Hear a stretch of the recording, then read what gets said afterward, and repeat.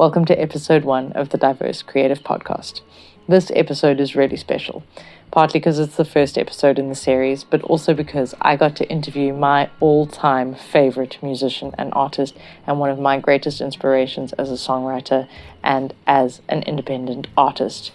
And I am really so thrilled because she is also an incredible, diverse, creative individual, and she markets herself in some of the most incredible, diverse ways possible. So as an independent artist, she has really inspired me to think out the box in how I market my art and my music. And I'm really very happy, for those of you who don't know who she is, that I get to be the one to bring her to your attention. Her name is Dessa, and she is an absolute powerhouse. And I was really, really lucky that I got to speak to her while she was here in Africa on my home soil doing some incredibly cool things. So I hope you guys enjoy this podcast as much as I enjoyed doing the interview.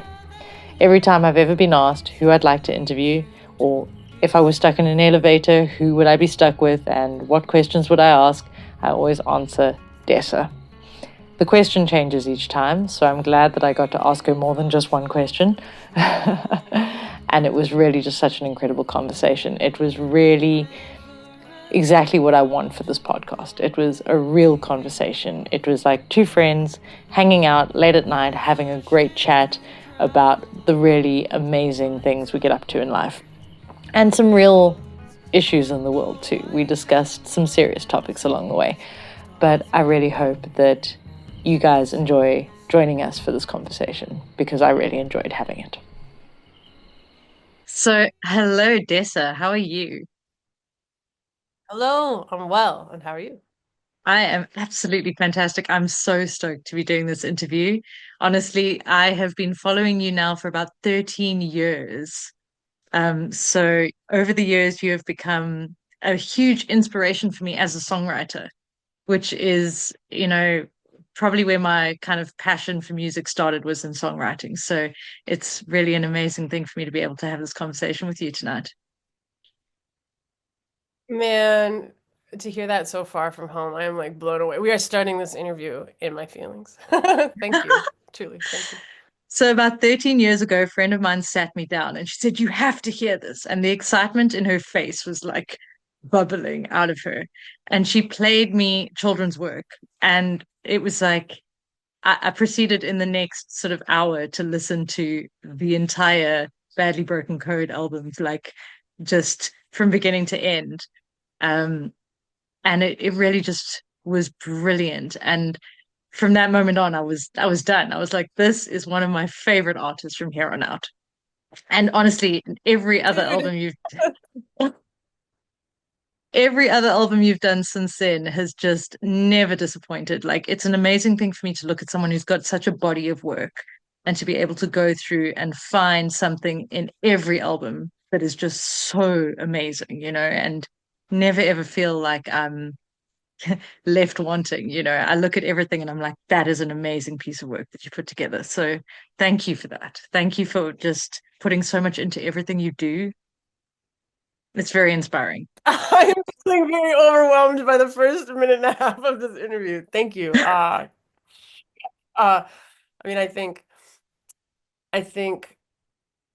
maybe all of us forever always feel like we're sort of pretending to be the person that we're presenting to the world. I think whatever you want to call it, imposter syndrome, or just being nervous. Like, do I know what I'm doing? Am I doing it right? Is this gonna fly? Is there some detectable element of inadequacy or artifice? Like, yeah, I think we probably all have, you having written a song, every iteration that it hit before you released, every time your voice broke trying, or every time the verse.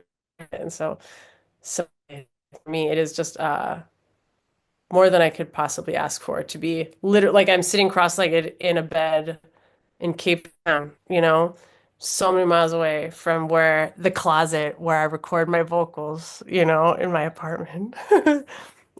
Thank you for the kind words. Yeah. It's absolutely like pure honesty and things that I feel like I've wanted to say for a long time. So, for those of you, I mean, anyone who knows me knows that every time I'm ever interviewed, I'm often Mm. asked who I'd like to collaborate with or who has inspired me, and you're the one artist that comes up over and over and over again in those interviews.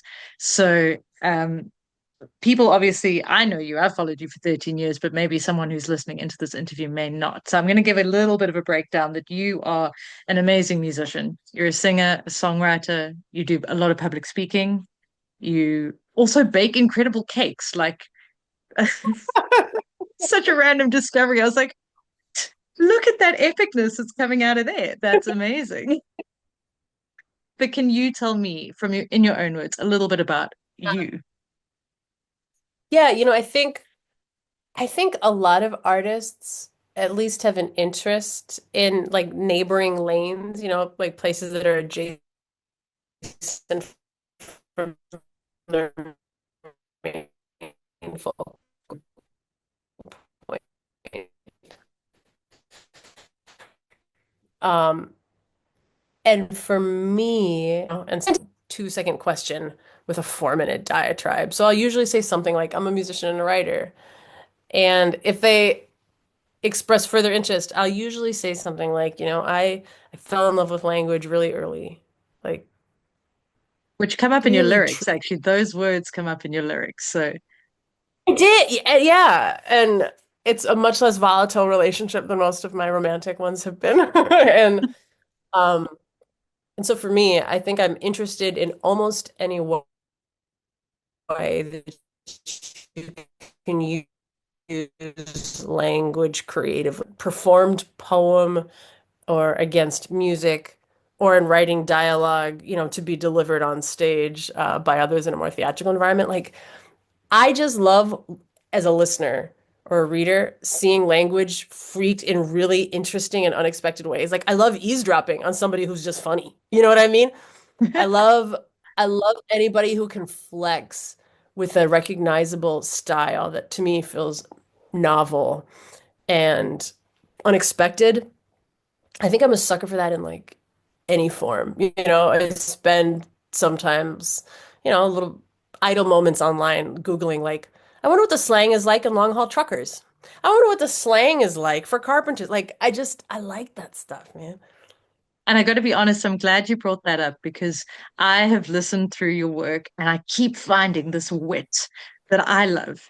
I find these amazing phrases where you've taken a phrase that we all say, something really like common, like you have a way with words, and then follow it up with you got away with murder. Like you got away with words, you got away with murder. And I love that. I'm like, yeah, that's just clever. I love the fact that you are so clever with your lyrics, and it has always been that way. And, I think it's what drew me into your songwriting specifically was that way of playing with language. How would you describe your relationship with language? Sorry about that. We had a bit of a break up there for a We're second. both not talking. Should I repeat anything? Yeah. Maybe just give me a second just to check my internet connection. It's behaving itself. Okay. Um, yeah, so for me, like lyrically, I also love language, right? I have a great passion for the same sorts of things that you do, like wit in words. And I grew up in a family that loved puns. I grew up in a family where my uncle, who was like my mentor and my favorite human being, was an English teacher and a history professor. So the combination of those two things was incredible. And so I really love using language and metaphor in my songwriting to tell stories and to kind of connect imagery to the dialogue, so that there's like Uh-huh. a powerful image base and the story is vivid with images as well as with dialogue.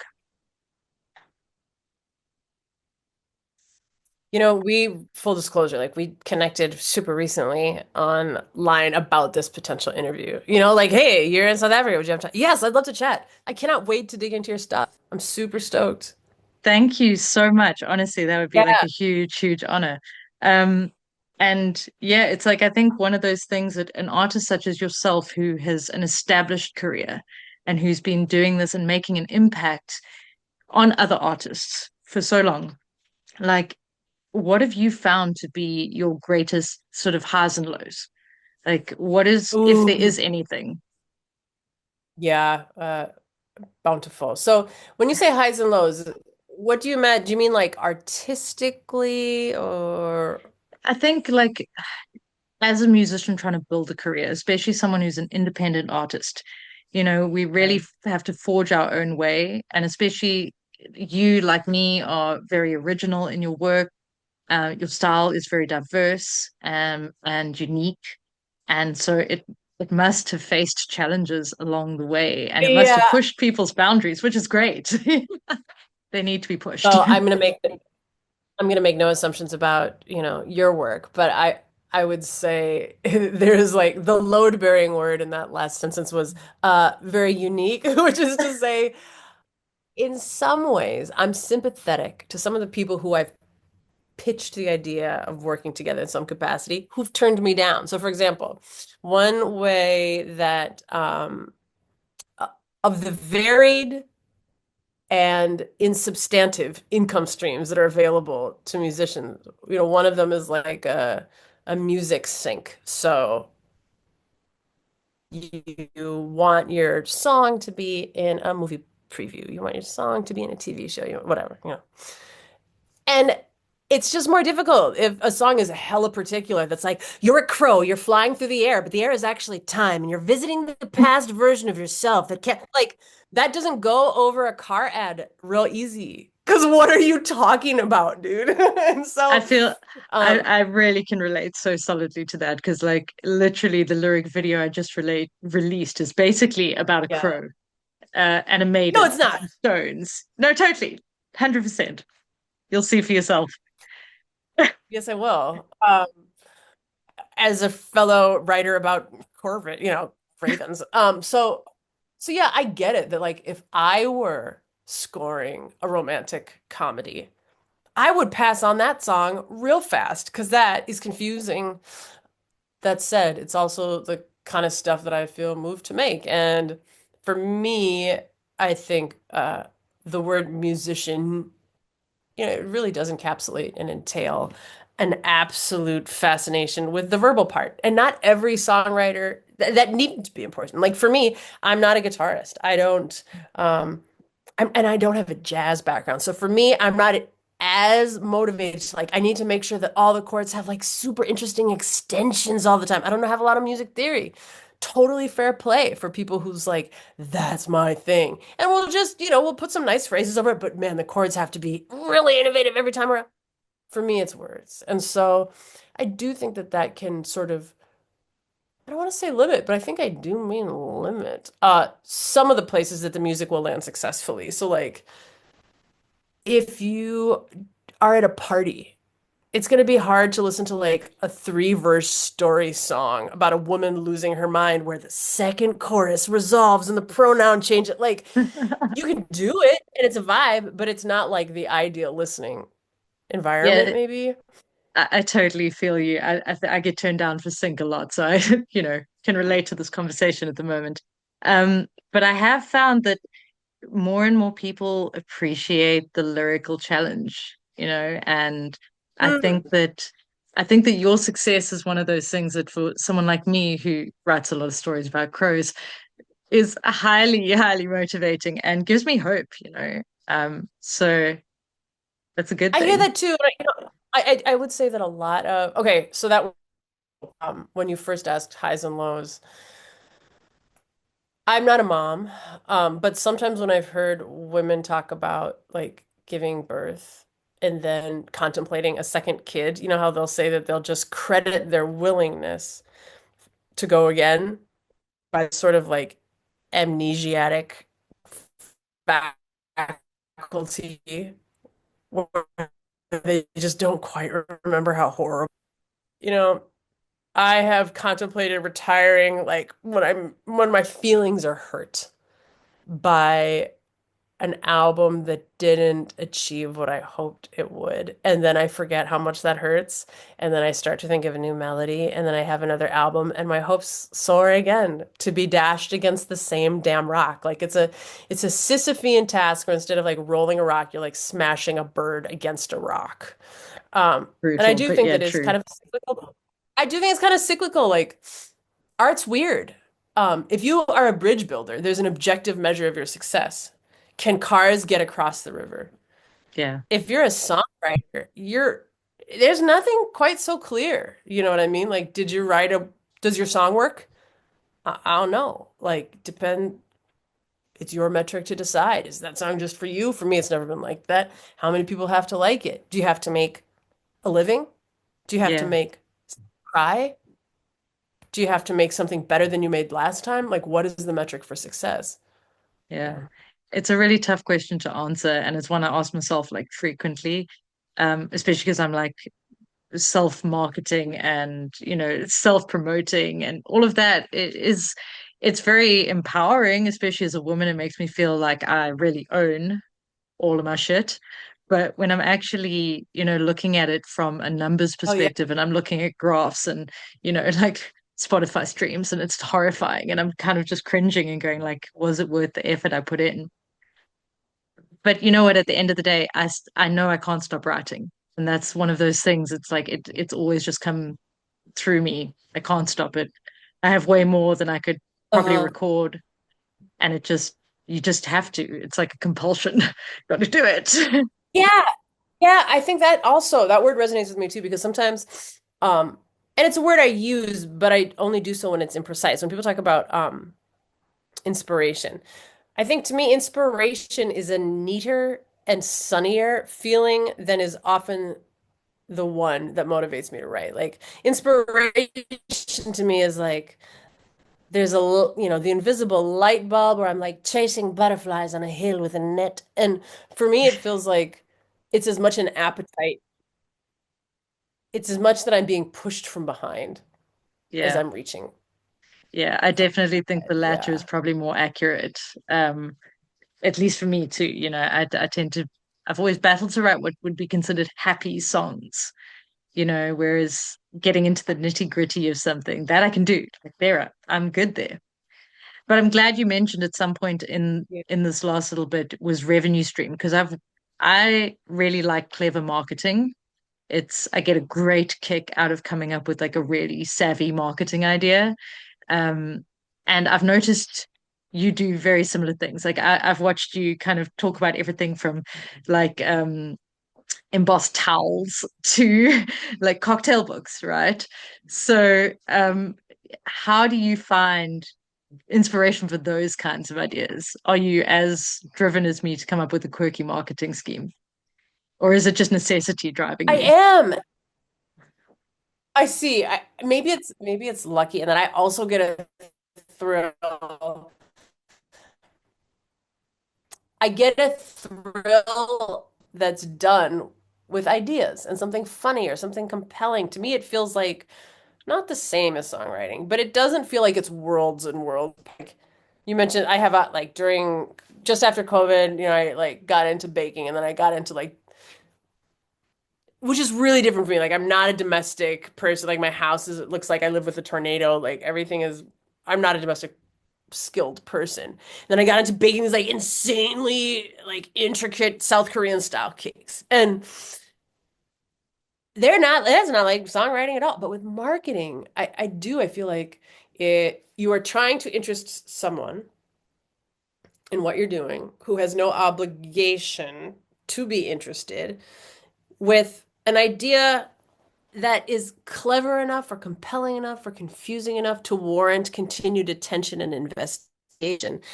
And that feels familiar, from the songwriting world, but also like if records don't sell, I don't just want endless t-shirts because that feels it feels like uh I don't want to become one of my members of Doomtree, one of my label mates, bandmates, Sims would be like, when you look at the way I make money, I'm a traveling t-shirt salesman. I am not a musician. And I think everybody can relate to that. Like it's a merch game. Music's free on Spotify, like you mentioned before. So I like the idea of like, okay, but what would be awesome? Like what is clever? What is a story in itself so that even if you didn't get one, you buy the tuning fork, even if you didn't buy that hip flask.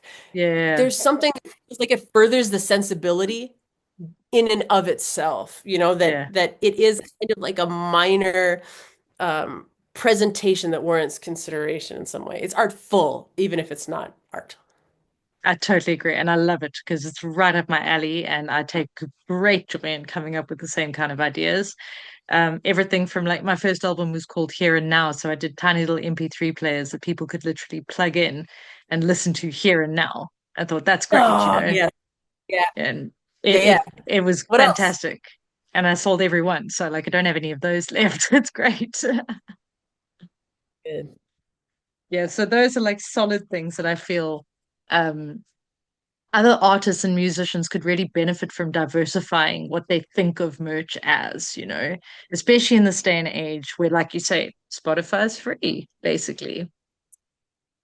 Yeah, I think for me, like the single merch item that I think I was most excited about is I had collaborated with a neuroscientist to try to essentially map the areas of my brain that were associated in romantic love. And this was like based off existing research, a lot of it by this biological anthropologist named Helen Fisher. So anyway, so I went to this MRI machine at the University of Minnesota. We get all these scans, and the neuroscientist I work with, Cheryl Ullman, she like printed out a 3D to print it in thermal ink on like a cocktail glass so that when you filled the cocktail glass, my MRI would light up in those Oh regions my that were God, that's associated with romance. amazing.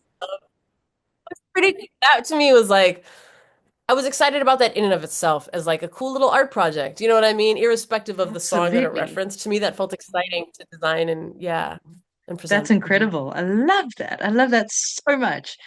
So you mentioned at the beginning of this that you're here in South Africa, right? And you've been here before. Yes, You were in Joburg I though, have, yeah. and that was a while ago.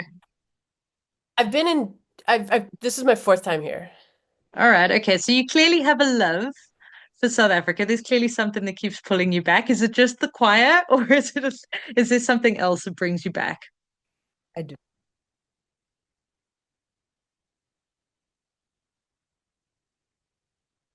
South Africa enormously compelling. I also find it really confusing. Like I can't get my head around it, which is maybe in some ways like exactly the situations that I feel I struggle to write happy songs. Like when you totally resolve something, you understand it, you're satisfied, and you move on, there might be less of a title pull and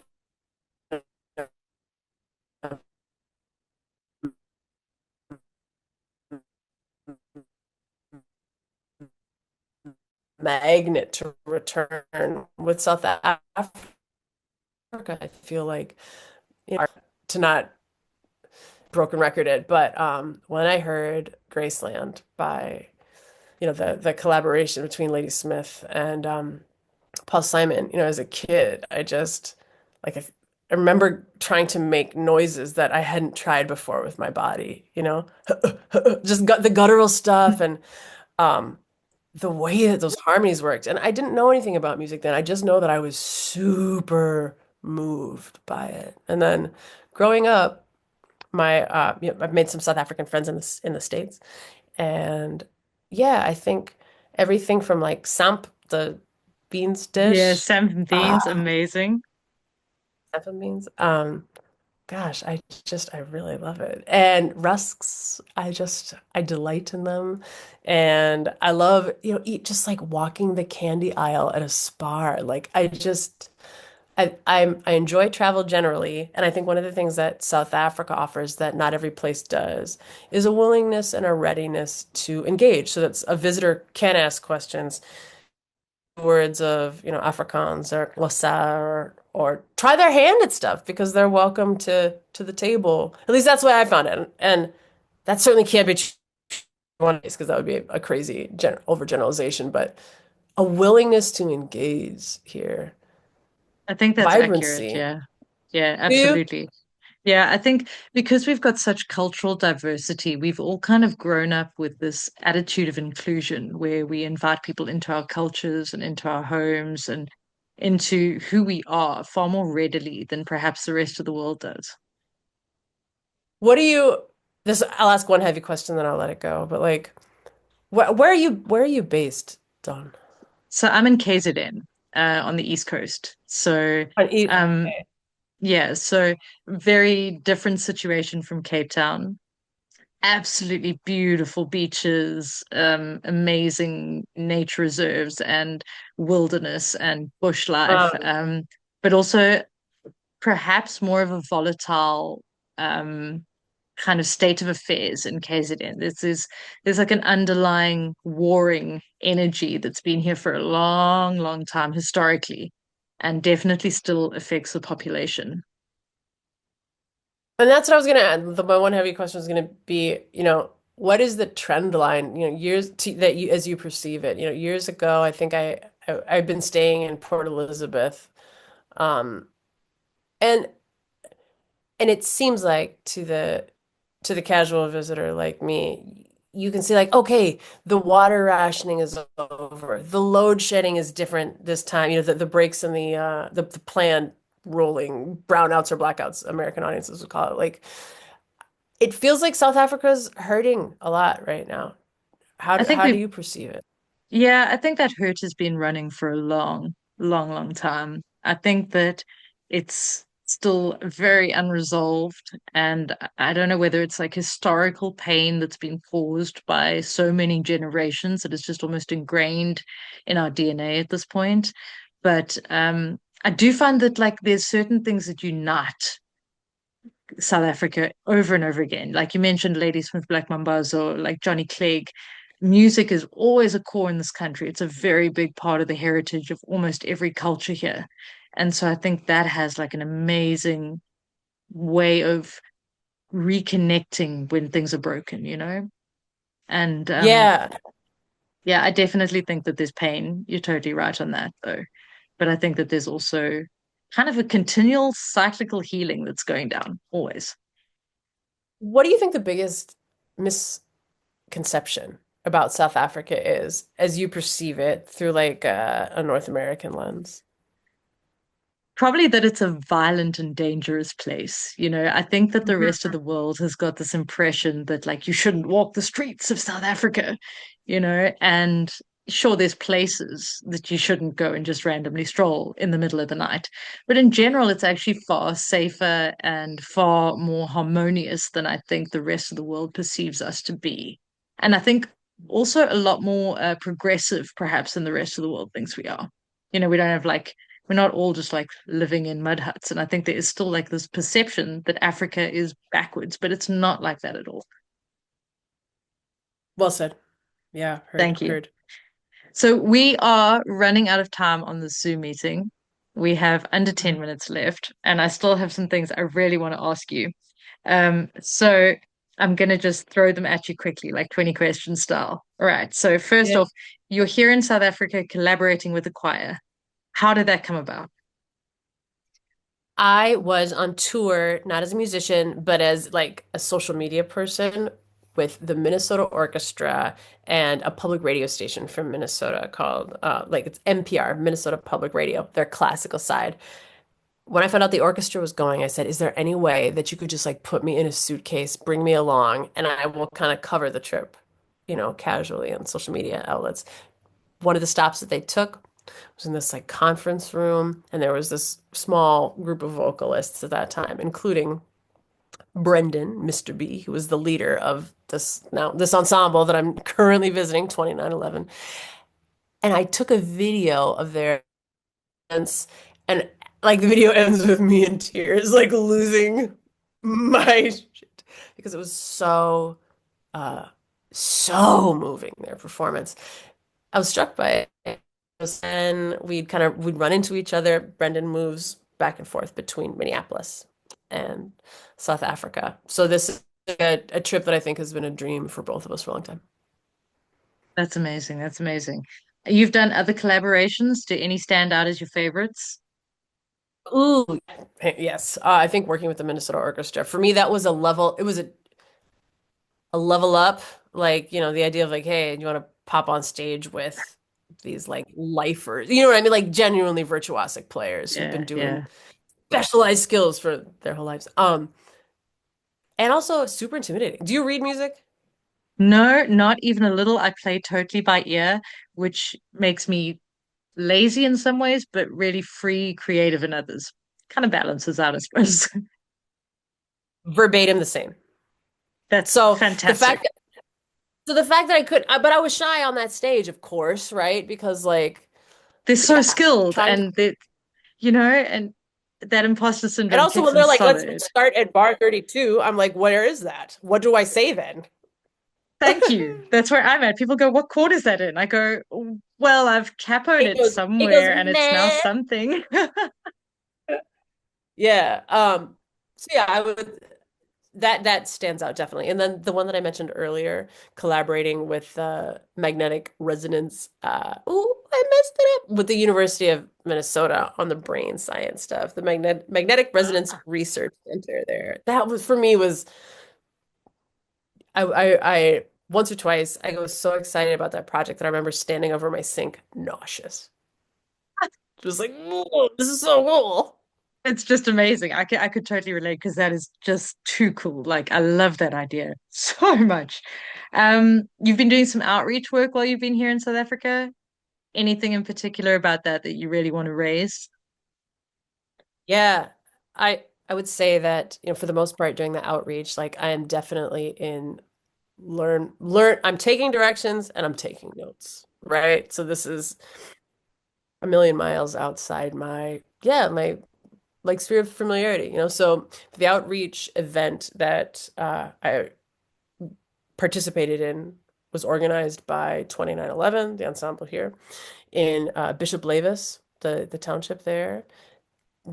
First time visit for me for sure, and watching like a stage be built, dodging rain, me- meals for 570 people be cooked and handed out like that. And then, yeah, jump in a gate with the permission of the parent on site to like jump rope with some of the kids in the neighborhood. Yeah, I left, and one of my companions on the trip was like, "How do you feel?" I was like, "I feel like I lived like a decade on a Saturday afternoon." It was a lot of notes, man. Yeah. Yeah, for me that was one of the longest shortest days I've ever had. It was a big one for me. So, mhm. Well, I'm really glad that it's really had such an amazing impact. What do you think? What advice would you like to give independent artists? Gosh, I I know it's a big one. I know.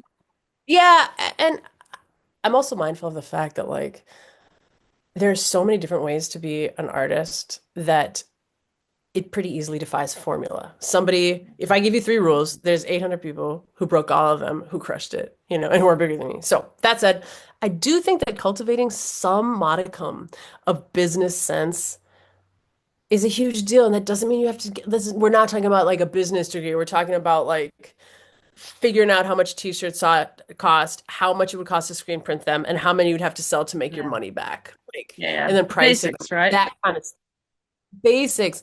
But as you know, there's a lot of basics. But yeah, if you can handle that, I think sometimes musicians think that as soon as I'm good enough, someone's going to come and save me from my career. Yeah. And I haven't found that to be true. So I think, and even if that is true for you, until then, you have to tread water. If Yeah. you can't see the Yeah. lifeboat on the horizon, you're the lifeboat. So figure out your social media game, figure out your merch game, be nice to people. I have been so surprised at how much more that matters than I thought it would. I just thought music was so competitive that if you're not the best of your class, you're done. I have to spend 8 hours a day sometimes in a van with people. Like, if you're not nice to me, that's gonna suck, you know? If you're Absolutely. not Yeah. kind, cool, and like you do your best, it's not cool to work with you, man. And I have gotten gigs by people who I know don't love my music, but think she's cool, she's on time. Yeah, let's work with her. Yeah. So, I think being on time, professionality is like a huge thing too. Like if you make a commitment to be somewhere, don't be that rock star that shows up like drunk 2 hours late. yep, Really, it's a huge thing. It's a business, man. You can't just get away from it because you're autistic. yep. And man, if you're gonna be drunk and 2 hours late, you better hope you're the best in a generation. Sometimes it happens. There are people I'll wait for, but there's not. I could list them on five hand, on one hand. So Yeah, 100%. I totally agree with you. Right. So we have literally a minute left. I'm going to say thank you. There's a ton of stuff I'd love to ask you, but perhaps we'll get to do another one of these sometime. In the meantime, I'd love thank you. that. That would be incredible. Yeah, Thanks, it's Dawn. such a I can't pleasure. wait. I can't wait to hear your stuff. And yeah, I'm really blown away even to have the opportunity to be sitting in Cape Town speaking to you. So I appreciate it. Thank you so much. This has been an amazing chat. I feel like we've been hanging out as friends for years. It's great. I did too. I also feel like we're the same person. Will you send me a link when you have it to the podcast just so that I can learn a little bit about it too and kind of get my ducks in a row? 100%. Yeah. Yeah. I'll send it all Okay, through to you cool. first. Thanks, Dawn.